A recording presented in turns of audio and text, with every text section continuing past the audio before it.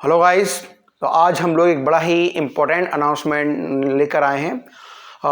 जैसे कि अभी तक हम लोग बात कर रहे थे about 9th regular, 10th regular, 11th entrance, वो हमने पूरा काम अपना कर लिया है।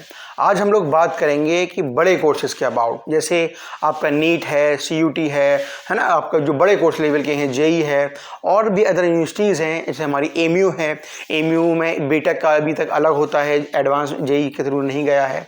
BSc है, BSc पैरामेडिकल है, नर्सिंग है, जितने भी हमारे पास ये कोर्सेज हैं हमारे पास, और भी अदर यूनिवर्सिटीज़ हैं, प्राइवेट कॉलेजेस हैं, सबका सिलेबस जो अलग अलग डिफरेंट मैंने वो अपना BSc कराते हैं, अपना बीटेक कराते हैं, इंजीनियरिंग कॉलेज हैं, सबका सिलेबस मैंने चेक करा है। सब में एक कॉमन पार्ट है आपका फिजिक्स का, वो ज़्यादातर मोस्टली जो सिलेबस है वो आपको एक सा है।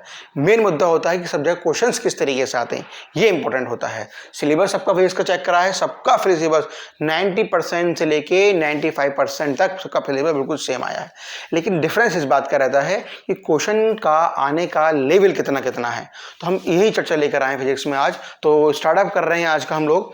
तो हम लोग हर कोर्स के रिगार्डिंग, हर सेंट्रल यूनिवर्सिटी रिगार्डिंग, हर कॉलेज के रिगार्डिंग अपना स्टेप बाय स्टेप कहानी को आगे बढ़ाएंगे। मतलब कैसे बढ़ाएंगे?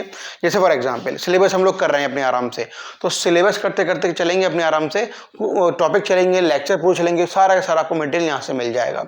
अब दूसरी बात ये रहती है कि कैसे कैसे क्वेश्चंस आ रहे हैं। जैसे हम पूरा का पूरा लेक्चर कराएंगे और लास्ट में जाने के बाद हैंड टू हैंड उसी लेक्चर के अंदर हम लोग क्या करेंगे, उसी लेक्चर के अंदर हम लोग क्या करेंगे, अपने जो क्वेश्चंस आ चुके हैं, चाहे वो नीट के हों, चाहे वो JEE के हों, चाहे वो CUT के हों, चाहे वो किसी BSc पैरामेडिकल के हों, AMU के हों, सेंट्रल किसी भी यूनिवर्सिटीज़ के हों, सारा कलेक्ट करके लास्ट के लेक्चर के एंड में सारे क्वेश्चन करेंगे।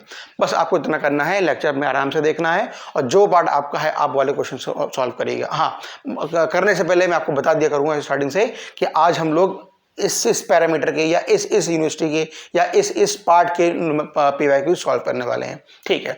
और इसके रिगार्डिंग जब लेक्चर्स पूरे हो जाएंगे हमारे पास, तो उसके अलग से फिर भी हम लोग क्या करेंगे, एक PYQs का अलग सीक्वेंस चलाएंगे। मतलब AMU में BSc के जितने भी PYQs आ चुके हैं सबका अलग सीक्वेंस चलेगा, बीटेक के जितने PYQs आ चुके हैं सबका अलग सीक्वेंस चलेगा। स्टेप बाय स्टेप पूरी कहानी को हम लोग लेकर आएंगे, है ना। तो अब चाहे किसी भी हो, चाहे नीट के हों, चाहे CUT के हैं, सारी की सारी अलग एक सीरीज अलग चलेगी, लेकिन लेक्चर बड़े ही इंपॉर्टेंट होंगे, उसको ध्यान से समझना, ठीक है।